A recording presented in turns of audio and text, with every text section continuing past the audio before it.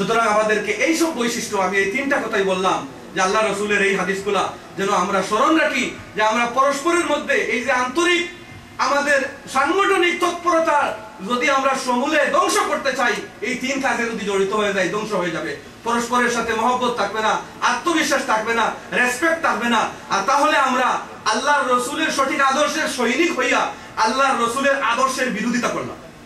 এই কারণে আল্লাহ পাক যেন আমাদেরকে পরস্পরের সাথে মিল মহব্বত এবং আমাদের ব্যাকবাইটিং বা আমরা একে অপরের জন্য সন্দেহ পোষণ করা, এই সমস্ত রূপ থেকে, এই সমস্ত অপরাধ থেকে যেন আমরা বাঁচতে পারি।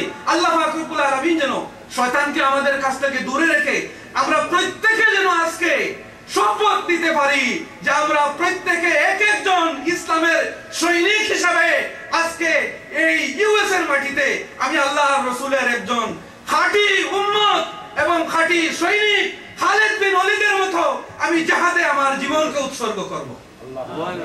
আল্লাহ পাক রব্বুল আলামিন যেন আমাদের সবাইকে এই ধরনের উপলব্ধি নিয়ে আজকের এই মাহফিল থেকে যেন আমরা সবাই ফিরে যেতে পারি এবং আমরা যেন ছড়িয়ে ছিটিয়ে পড়তে পারি সারা বিশ্বের দরবারে, যাতে আমরা সারা দুনিয়ার মধ্যে সঠিক আদর্শ এবং ইসলামের মেসেজ, যেটা যে Islam is the religion of peace, সেই বাণীটা যেন আমরা পৌঁছে দিতে পারি।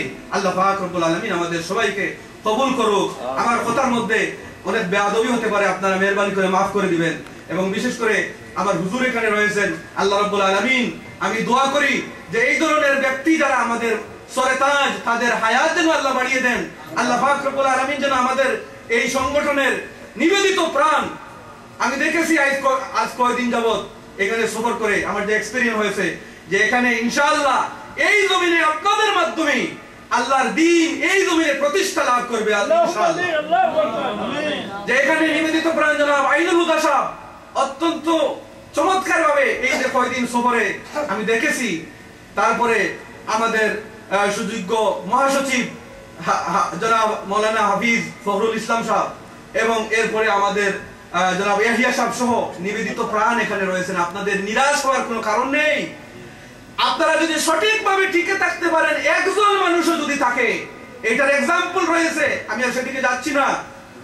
তাতারিদের ইতিহাস আপনারা দেখবেন, এই তাতারিরা কত মানুষকে তারা এই দরিয়ার পানির মতো তারা মুসলমানদেরকে কাতল করে করে শহীদ করেছে, কিন্তু সেখানে আল্লাহর একজন ওলি ছিলেন। সেই ওলি জঙ্গলের মধ্যে মাত্র 4 জন ছাত্রকে নিয়ে কোরআন শরীফ পড়ানোর জন্য, উনি জঙ্গলের পাতা খেয়ে খেয়ে, জঙ্গলের ঘাস খেয়ে, ফল খেয়ে খেয়ে উনি জঙ্গলে আত্মগোপন করে 4 জন ছেলেকে নিয়ে উনি দিনের কাজ জারি রেখেছিলেন। এই 4 জনের ওসিলায় এবং আল্লাহর এই ওলির ওসিলায় খাতিরে আল্লাহ পাক রব্বুল আলামিন তারপরে 1200 বছর পর্যন্ত তাতারিদের ইতিহাস আপনারা লক্ষ্য করে দেখবেন, সেখানে আল্লাহ সেখানে একজন মানুষের ওসিলায় এই 60টা বাচ্চার খাতিরে আল্লাহ রাব্বুল আলামিন সেখানে দ্বীনের হাওয়া জারি করে দিয়েছিলেন। সুবহানাল্লাহ। সুতরাং আপনাদের নিরাশ হওয়ার কারণ নেই।